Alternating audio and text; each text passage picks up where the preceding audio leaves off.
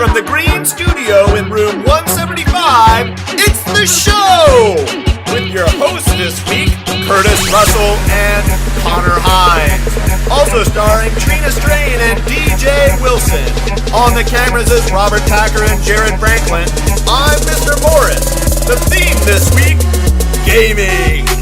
Where do you go to get your thrills and spills? It's in the gaming world where nobody cares. This is the theme this week, so pay attention and get your gaming skills sharpened up, because this is the real deal, Holyfield. Watch out, I'll eat your ear off, because it's gaming and you know anything can happen. So now let's cut over to the hosts in the studio and get this show on the road.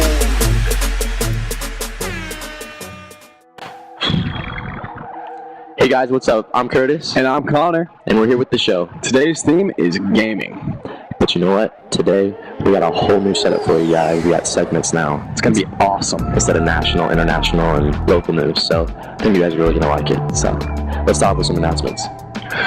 The regular season is almost over with a few final games being played this week. We also have many athletes around the district competing in the West Central District meet this weekend.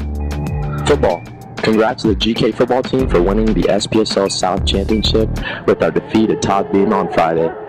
Tonight, GK versus Spenaway Lake at Artquick Field. It's our last regular season game, so be there or be square. Cross country. Congrats to Michaela Thomas, Brooke Graham, Luke Leaney, Peyton Graham, and Nate Sonato for qualifying for the West Central District meet to be held next Saturday at American Lake. Also, Brooke and Michaela were named first team All-SPSL, and Luke was named second team. Girls bowling. Any girls that are planning on turning out for the bowling team must have their clearance paperwork turned into Mrs. Roloff by this Friday, November 1st. Today, again. But anyways, the first practice is on Monday, November 4th. If you have any questions, please see Mr. Stallman in the Counseling Center. Volunteer opportunity. Don't forget to come see Miss Woyak about the volunteer opportunity at Frederickson Elementary. Stop by the Career Center today. What's next? Now it's time for the Pledge of Allegiance.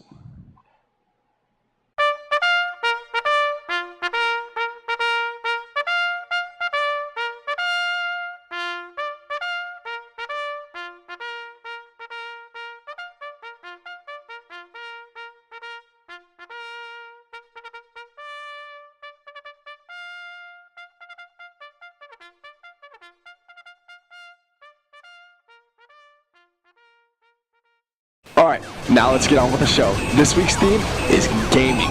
First up, we've got info on the new gaming consoles coming out soon. So let's kick it to Trina. Thanks guys, hey, this is Trina here with some new consoles coming out in mid-November.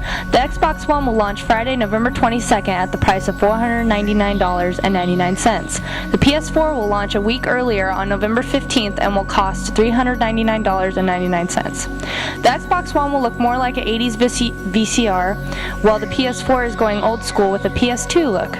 Both the PS4 and Xbox One are going big this year with upgrades. This means games will look better and run better. Both consoles will be featuring 500 gigabytes of storage on them and have cloud storage with it as well. Thanks, Trina.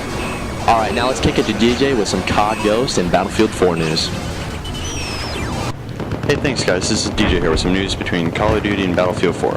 Battlefield 4 has way better graphics and it's more realistic than Call of Duty, but Call of Duty is more fun to play because it's not as realistic and you know what to expect. It's also very similar to some of the older ones. Both of these games are the 9th in the franchise and both are $60. Battlefield 4 is designed for PC play and Call of Duty is designed for 60 FPS console. Back to you guys. Alright, now last but not least, we've got Whip of the Week. You'll really like this video. I know you will. It's awesome. Welcome to Whip of the Week. This week's episode focuses on the electric car, powered by solar energy, wind power, hydroelectric, clean nuclear power, green, almost free and safe, wait, meltdowns, nuclear waste, blackouts, power grid failure? Will electric cars lead to an electric car apocalypse? People will go mad! Riot police in the streets! Chaos! Martial law! Does it have to be such a chaotic future? Or could it be something different? Well, if Nissan has anything to say about it, we'll all live in a flowery, peaceful, spring-like, verdant land where all of our cars run on clean, renewable energy and we drive around silently enjoying ourselves. It could be that way. I drive a Nissan Leaf. Looks pretty nice. Look at the sun shining off it. It's beautiful.